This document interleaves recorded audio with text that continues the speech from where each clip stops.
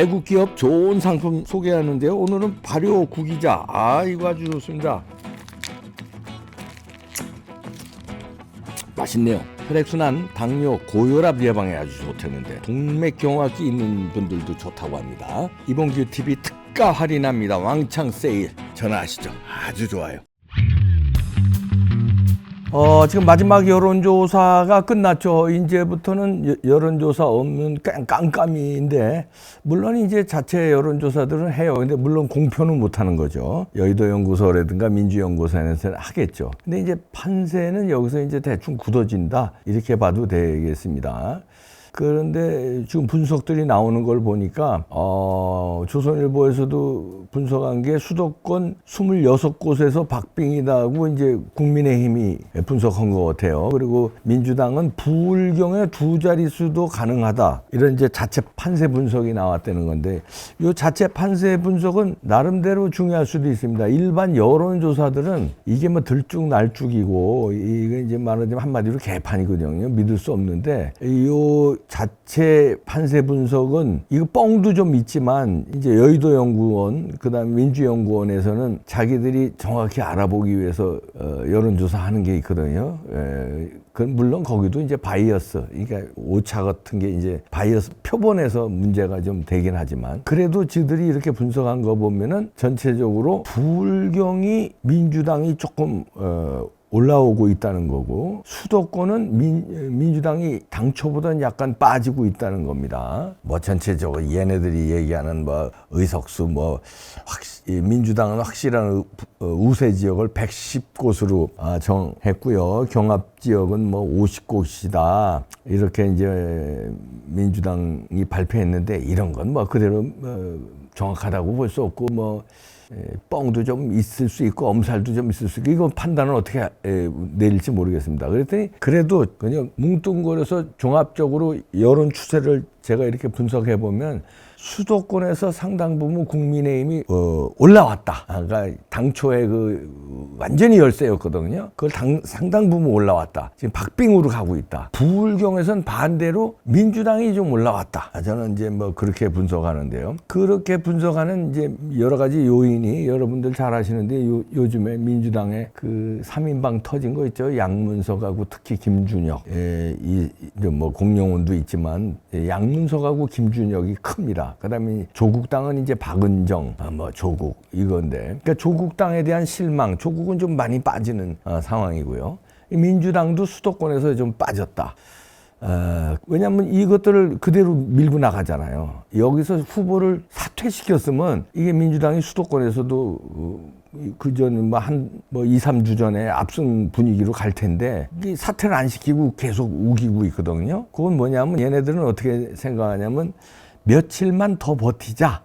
대세에는 큰 흐름에 지장이 없다. 이렇게 버티는 것 같아요. 자기네들도 이제 그렇게 얘기를 한다는 거예요. 조선일보에서 취재해서 그렇게 썼는데, 며칠만 더 버티자. 큰 흐름에 이상이 없다. 김준혁, 양문석, 공용훈 논란에도 불구하고 판세는 그대로 간다고 오만하게 판단한 것 같은데, 이게 제가 볼 때는 자살골이 될 겁니다.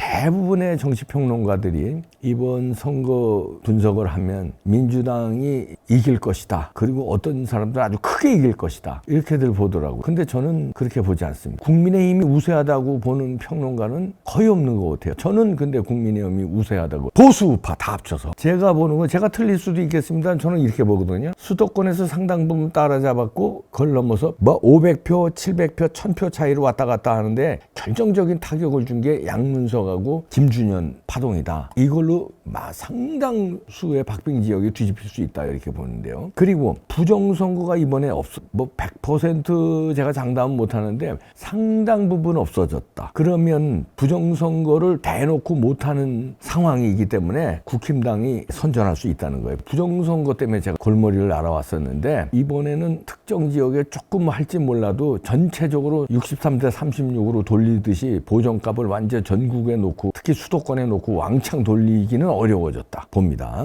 왜냐하면 그만큼 이제 장치를 해놨다는 거예요. 발표 안 한 장치들도 있다고 합니다. 다시 말해서 국정원이라든가 사이버 수사대, 경찰 사이버 수사대, 그다음에 대통령실도 한동훈 위원장도 부정선거에 대한 위험성을 알고 있기 때문에 신문 방송에 나오지 않는 별도의 그 선관위에 대한 조치가 이루어졌다는 제가 그 내부 정보를 들었거든요. 그래서 부정선거가 과감하게 이루어지진 않는다. 그런 면에서 저는 보수파의 승리를 조금 점치는데, 근데 완전한 승리보다는 제가 생각할 때는 보수파 다 합쳐서, 보수파라는 건 국민의힘, 자유통일당, 무소속의 예를 들어서 도태우 같은 거 그렇게 합쳐서 150석을 간신히 넘는 151석 뭐 이렇게 아주 기가 막힌 국민들이 선을 그어줄 것이다. 그런데 여기 151석이 되는데 보수파 다 합쳐서 이게 중요한 게 자유통일당을 캐스팅 보트로 만들어줄 거다. 거기가 예를 들어서 2석이 되든 3석이 되든 이걸 자유통일당과 합쳐야 150석이 되는, 과반이 되는 이런 구조. 국민의힘 독단으로는 과반이 안 돼. 그렇게 되다 보면은 자유통일당하고 협조 체제로 갈 수밖에 없거든요. 그렇게 국민들이 만들어주지 않을. 자유통일당이 그러니까 몇 석이 될지는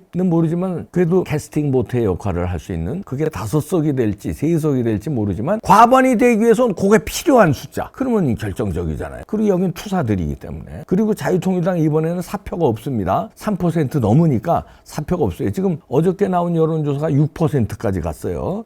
그저께 나온 게 5% 리얼미터가 갔는데, 저희가 어저께 또 방송했는데 6% 간 여론조사가 나왔습니다. 그러면 이게 추세로 볼 때 쭉 올라가는 추세거든요. 그러면 선거날 오늘부터 이제 사전선거 시작되지만 당일 선거까지는 그래도 며칠 있으니까 추세가 올라가는 추세다 하면 2~3석 차지하지 않을까. 근데 그 2~3석이 뭐 예를 들어서 의미 없는 2~3석이 아니라, 예를 들어서 국힘당이 148석 다 먹었어요. 그런데 과반을 남기려면 저쪽에 3석, 자유통일당 3석이 필요해. 그럼 자유통일당하고 협조할 수밖에 없지 않겠습니까? 여러 가지로. 그런 거 예를 들면, 그래서 보수파 합쳐서 150을 간신히 넘는 151석 뭐 이렇게. 제가 그냥 예측하는 건데 틀릴 수도 있겠습니다만, 그러기 위해서는 저는 이제 장해찬이 지금 국힘당에서 골머리를 앓고 있는데, 오늘 사전선거 시작했는데 저는 오늘이라도 장해찬 억울할 수 있어요. 근데 빨리 사표 내라. 거기 지금 3파전인데요. 유동철 민주당 후보가 있고요. 정연우 국힘 후보가 있고 장해찬 무소속이 있는데, 마지막 여론조사 보니까 이거 뉴스원에서 발표했는데, 이 여론조사에 보면은 유동철 민주당 후보가 39.4, 정연우 후보가 26.7, 장해찬이 24.3이에요. 장해찬과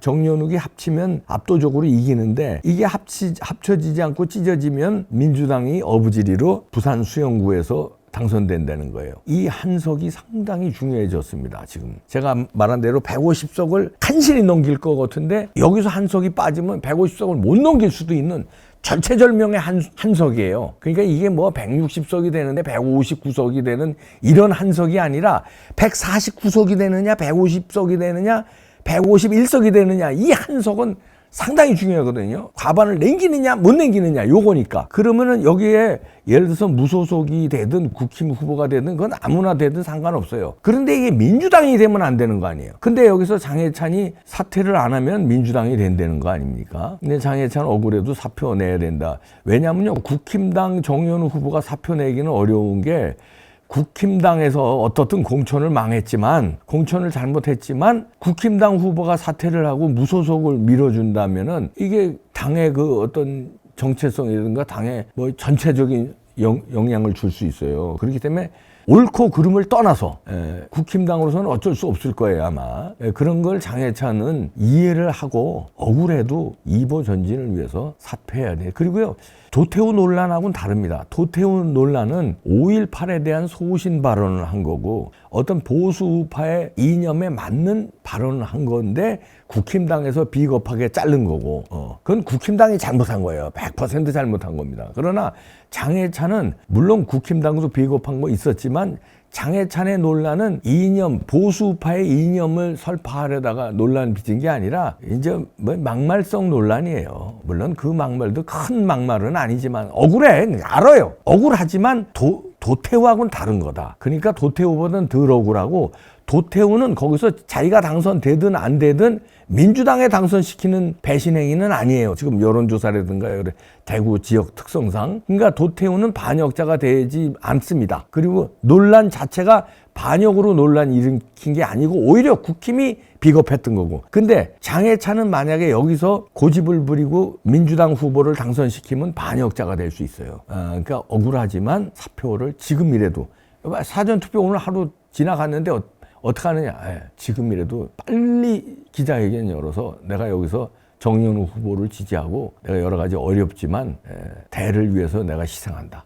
그러니까 보수 우파의 승리를 위해서 내가 희생한다. 민주당 후보가 당선되는 일은 내가 앞장설 수 없다. 그리고 사표를 빨리, 이 방송 보는 즉시 빨리 사표 내기 바랍니다. 그래야 나중에 정치할 수 있어요. 만약에 여기서 사표 안 내고 끝까지 가서 민주당 후보를 당선시킨다. 정의원 후보가 당선되면은 그래도 나중에 정치할 수 있어, 장해찬이. 근데 민주당 유동철이 당선시킨다. 그러면은 정치 생명 끝납니다. 여기서 끝나요. 그럼 얼마나 억울해. 지금 30대인데 앞길이 구말린데 이게 이런 꼴이 돼요. 저 잘났다고들 서울 교육감 때 보수 우파 3명 나갔잖아요. 그 이름 잊지 말아야 됩니다. 3명. 저쪽은 조희연이 하나. 단일화하면 무조건 이기는 건데 3명이 저 잘났다고 하다가 결국은 조희연이한테 갖다 바쳤어요. 그 꼴 당해서 그 3명은 보수의 역적이 됐어요. 그런 식으로 장해찬도 역적이 됩니다. 억울해도 역적이 되는 길은 피하길 바라고요. 도태우는 다릅니다. 도태우 다르다는 게 증명이 된 게 또 오늘 나온 뉴스가 대구의 국힘 책임당원 30여 명이 당원들이 무소속 도태우 지지 선언을 하고 나왔어요. 국힘 당원들이. 자, 이런 걸로 봐도 도태우는 억울하다. 논란 자체도 억울하고 무소속된 것도 억울하고. 근데 장해찬은 좀 다르다. 장해찬은 사퇴하는 길만이 본인 살고 보수 우파가 사는 게 있다. 빨리 결단하세요. 이 방송 보고 장해찬 후보 알아, 억울한 거 빨리 사퇴내. 이번에 제 예측이 맞을지 틀릴지 모르지만 다소 희망사항도 섞였겠죠. 보수파 과반이 넘어야 된다. 자유통일당도 의미 있는 캐스팅 보트를 해서 국힘당도 경종을 울려야 된다. 이게 이제 제 희망인데, 그러면서 그렇게 될 가능성도 저는 있다고. 여러분 어떻게 생각하시는지 댓글에 좀 써주십시오.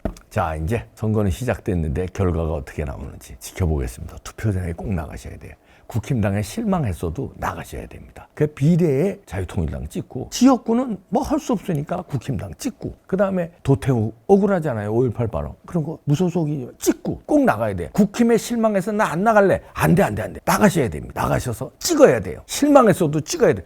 대안이 있잖아요. 무소속 도태우도 있고, 자유통일당의 비례대표 8번 있잖아요. 28 청춘. 지역구는 2번, 비례대표는 8번. 제가 주장하는 게 28 청춘도 있지만 지국비자. 지역구는 국민의힘, 비례대표는 자유통일당. 지국비자를 받아야 애국으로 가는 길이다. 장해찬, 빨리. 지금 빨리 기자회견해. 빨리. 아니면 역적된다. 정치 생명 끝나.